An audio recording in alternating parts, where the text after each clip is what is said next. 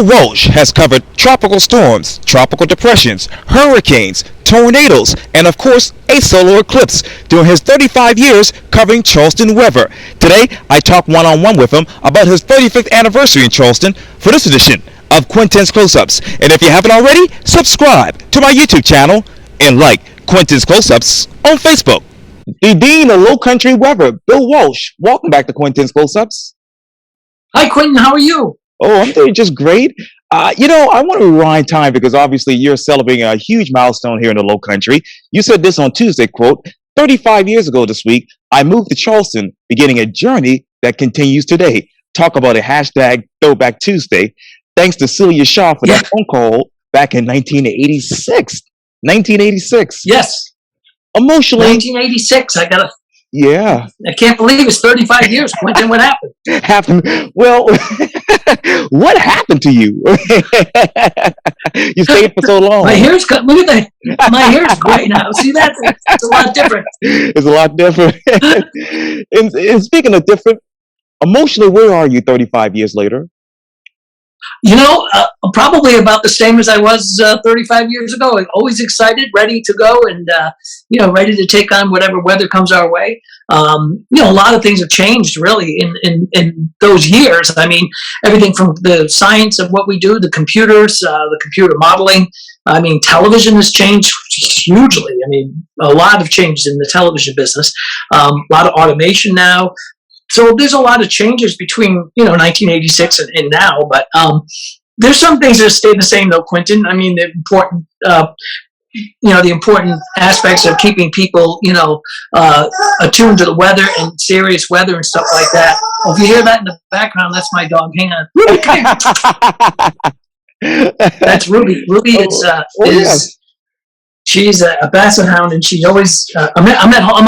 Actually caught me on an off day today, so I'm off, and it's it's kind of so I'm at the house and not at the TV station.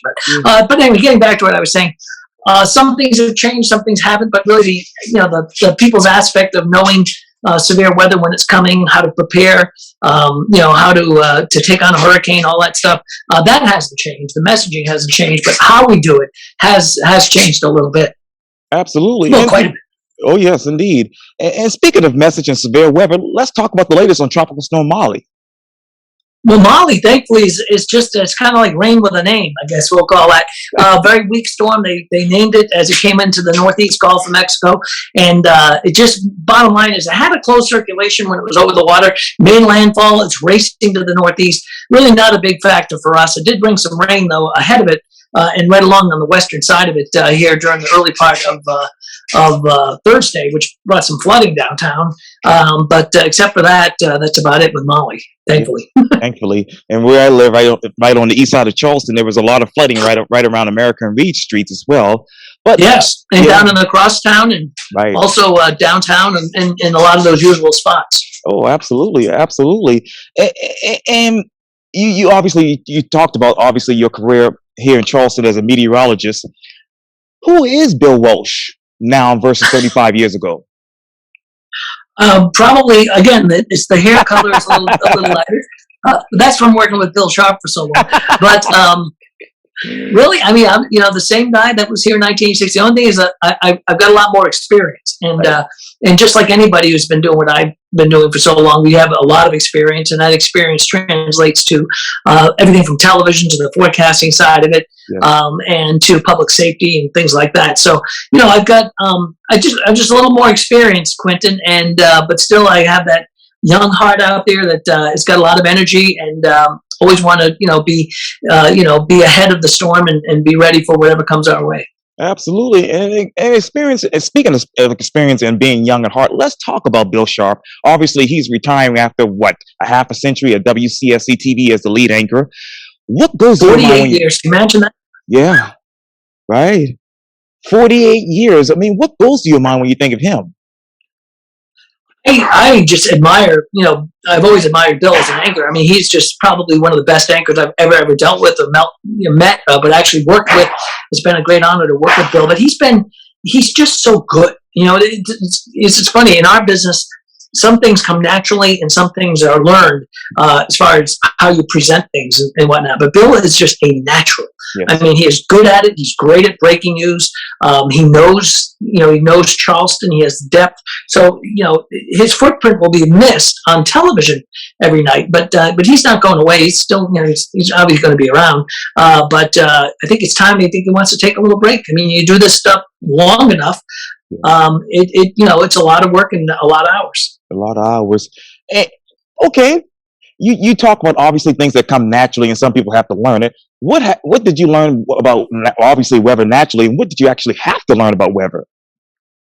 Well, you have to learn, the aspects of forecasting, operational forecasting. That was my background, between college and the military. You learn, how the weather systems work. You learn a lot about climatology, geography, physical geography, stuff like that. And then you also learn about the local area. It's really important to understand how the orographic features, the land features versus, right along the beaches, what constitutes, areas of flooding, what constitutes, runoff from the mountains. So there's sea breeze effects, land breeze effects. So, you learn a lot, especially living in a place, for so long. You learn about the nuances of what to look for in certain weather ingredients that would cause certain disruptions and things like that. So you get to start to see, when you start to see pieces of that pie coming together, you're like, oh, this could be a flooding event, or this could be a hurricane event, or this could be a tornado event like we had back in April a couple of years ago. So, I mean, you really just start to understand the pieces, and you really, you're able to recognize it better. Absolutely. You talk about obviously your time in college and obviously in the military, which we thank you for your public service there as well. But why Charleston? Why 1986? That is a great question, my friend. By the way, you like my mug? The Late Show. Definitely. Remember David Letterman? I do. Yeah. Anyway, so why 1986? You know what? And you quoted my quote. I thank Celia Shaw, and everybody said, who's Celia Shaw? Celia Shaw was the general manager of WCIV back in 1986. Oh. You remember Betsy Green? I'm sure you know Betsy. So Betsy was going to have a baby, and she gave her notice and said she was going to have a baby and she'd be leaving television, in the summer of '86. And they went and they were looking for somebody to come in and take Betsy's place down the road, and they advertised for a meteorologist in Charleston. And I answered that advertisement, but you also send tapes to headhunters. And so I had my tape out on a headhunter reel, and those are people that send out your work to other stations, so to tell them that you're available and whatnot. I was in Providence, Rhode Island, where I grew up.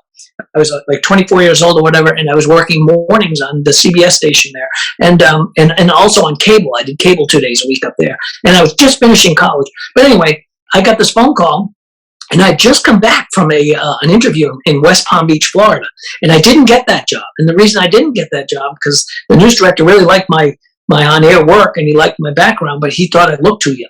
So that happens. So when I got home, and my answering machine, you might remember the answering machines, they had the blinking light, and had a blinking light, and I went and hit the answer to listen to the message, and it was Celia Shaw from WCIV in Charleston, South Carolina. Said, hey, we liked your tape. We're interested in talking to you about this job. Would you fly down and talk to us?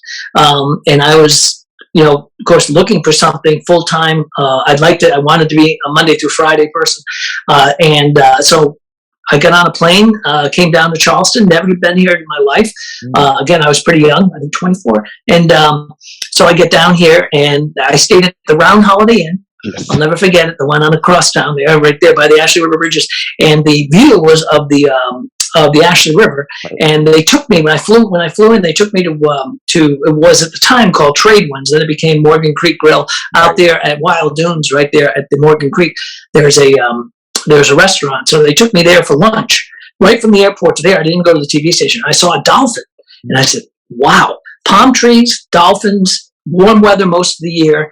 If these people really like me and they want me to work for them, I'll probably move down here and do that. And I was really honored to get an offer from them. It was an 18-month contract, Quintin. Typically, you sign a 3-year deal or something like that, 2 to 3. And this was 18 months because I was afraid that I might not like it. I might want to go back to New York or Rhode Island or Boston or wherever. But I signed the deal. I moved down here right after Labor Day. I think this, in fact, this was the anniversary week of my move, and I started on the same day. If you remember Dee Crosby, she passed away a while back, but her son Davis was born on the same day I started at Channel 4, and I was there for 6 years during Hurricane Hugo and during a lot of weather events. And then Channel 5 called me, and I ended up working with Charlie Hall. They were looking for somebody to work with Charlie Hall when they added a 5 o'clock news. Remember, they wasn't a 5 o'clock news back then. Yes. They added a 5 o'clock news, and they wanted somebody to come in and build a storm center and to work with Charlie.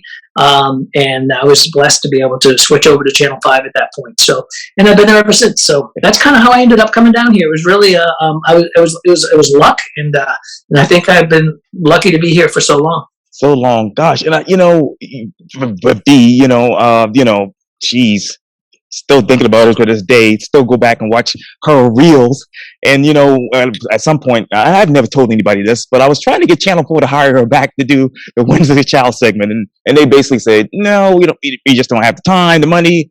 And I tried to, get them to get some sponsors so that they can pay her, so that they can make some money, but unfortunately, that didn't happen. Right. Thereafter, she passed away, but she was one of the best people, one of the best anchors around. She was awesome. She and Dean Swanson, who was it was Dee and Dean. When I came to Channel 4, the first person I actually met was Franco Hunt, that was walking down the stairs when I came in the building that day.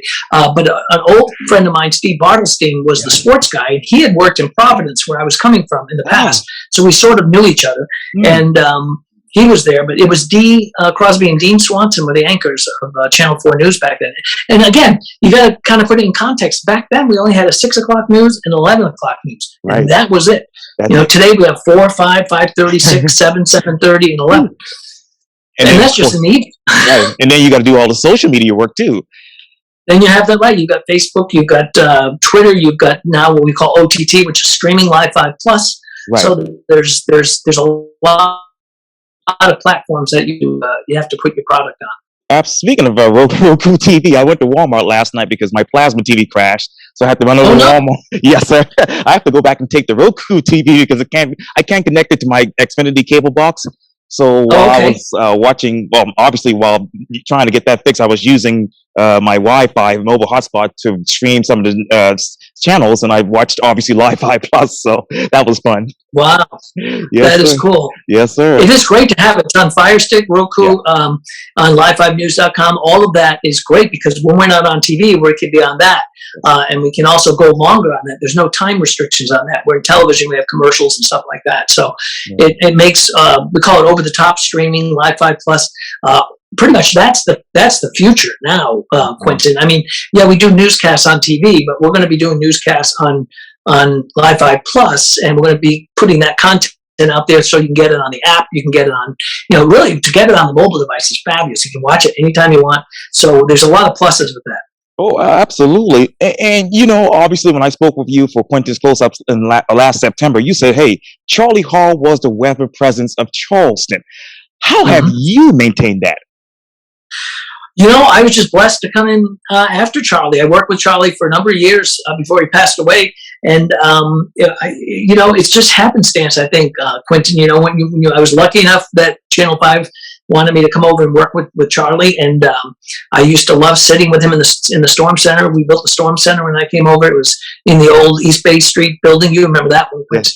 And I used to love hearing his stories. We would talk, and he'd eat those little peanut butter crackers that come like 6 to a package. Right. And I build his graphics, and we go over the forecast and whatnot. And he was just such a great man. And I was just lucky enough to be able to to be friends with him, certainly be a mentor, but also to, just to be able to spend time with him. And when he passed away, it was a big loss for all of us. So, it is, and to carry that on is an honor for me. Absolutely. And you also told me, hey, just speaking of which, he was a great mentor and teacher. What are you mentoring and teaching the young meteorologist that is today? Really the same thing. We're carrying it on. Like Chris Holtzman just joined us he's from Connecticut. We've got Stephanie Sine joined us a couple of years ago. Her first day was Hurricane Matthew. Right. Imagine your first day being a hurricane. Mm-hmm. But she's been with us for a number of years now, and and of course we got Joey Solmine in the morning. But for the younger folks, you pretty much you're a teacher, and that's what Charlie did with me, and that's what I do with them. And, you teach them the nuances of what we're doing and what's important and what's not important, how to communicate the message, and they watch you. That's just like I watched Charlie and watched how he did it for a number of years, and I emulate that, and you learn from that. So, and I think they do the same thing. Anybody who's following on in that sort of tradition would do that. Absolutely. And I always go back on YouTube and look at those newscasters from 92, 93, 94, 95. Isn't it funny to see those? Oh my God, I love those. I love watching. Yeah. And those old news opens, Yes. with Warren Pepper and Yes. Mike Hyatt, Right. and all these great people that are still around. In fact, by the way, they're not on television now, but yeah. Yes, indeed. Carolyn Murray still over here over Channel 2 as well. Carolyn looks great. She's fantastic. Rob, Yes. Rob and I started almost about the same time. But I was here maybe a year before he was. But we used to eat over at the Quincy's in Mount Pleasant a lot of times because I'd be down at Channel 4, he'd been down at Channel 2, and Charlie did the news at 6:30. At that time, Channel 5 only had a 6:30. So around 7:15, 7:20, we'd all be sitting in Quincy's eating dinner, and we'd end up, seeing each other a lot and hanging out. So it's a pretty close-knit group when it comes to that down here. Absolutely. And when you look at today's technology and obviously the weather, what would Charlie do?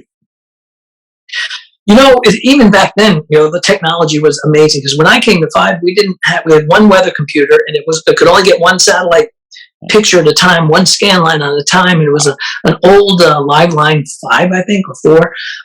It was just it was just at the time it was pretty good technology. But I think if Charlie saw what we were having today and how fast we can do things and how we don't have to hand plot hurricanes, we used to literally have to hand plot, the latitude, longitude of storms, how to track them, and the quadrants of the wind radii of the storm. So I think Charlie would look and say, you know what, boy, they got it going on. Not only that, you can have it right there on your phone in the palm of your hands. You don't have to watch TV all the time because we're always putting it out. So, it's everywhere. Where back in that day, you had to go to the TV station to watch. In other words, you had to go to your TV to watch. It was like appointment TV at 6, 6:30, 11 o'clock or whatever. But now it's not. You can watch anytime on any device. So it's more of a 24/7 type operation. And even back then in the early 90s, you all were Charleston's 24-hour news source and still is. You guys were. Yeah, I remember those promos too. Yeah. Yes, indeed. That was amazing. Very amazing. Okay, with the smartphones and the internet and the apps, why do people still trust you all? Well, there's a lot you can't get from an icon, and I always say that. Phones are great for forecasting, for the best for warnings. Like we had a flood. If we have a flood warning, we have a severe thunderstorm warning, a particular tornado warning. You get the EAS comes up, or your phone, your app goes off and says, "Hey, there's lightning." We have lightning detection now that it says, lightning detected within 5 miles or whatever. So those are fantastic for phones. The only thing the phone can't do is give you sometimes, and that's what we do on the television side and on the MiFi Plus side, is that we're able to give you the local nuances of what's happening as far as localizing where the event is and how it affects, like where you are. For example, flooding today on the crosstown, or we can say that on an app push alert, but what you don't get is the discussion. You don't get, you get an icon that says rain, but what you get from television is, hey, here's the storm. This is what it's going to do. This is how much it's going to do, and this is where it's going to do it. So you get much more detail information, different from the phone that you get on television. And we're also pushing that to like Wi-Fi Plus and stuff like that. Oh, absolutely. That's just amazing. And let me go back to what you posted on Facebook on Tuesday, quote, 35 years ago this week, I moved to Charleston to beginning a journey that continues today. How do you continue that journey, Bill, 10 years from now? 10 years from now?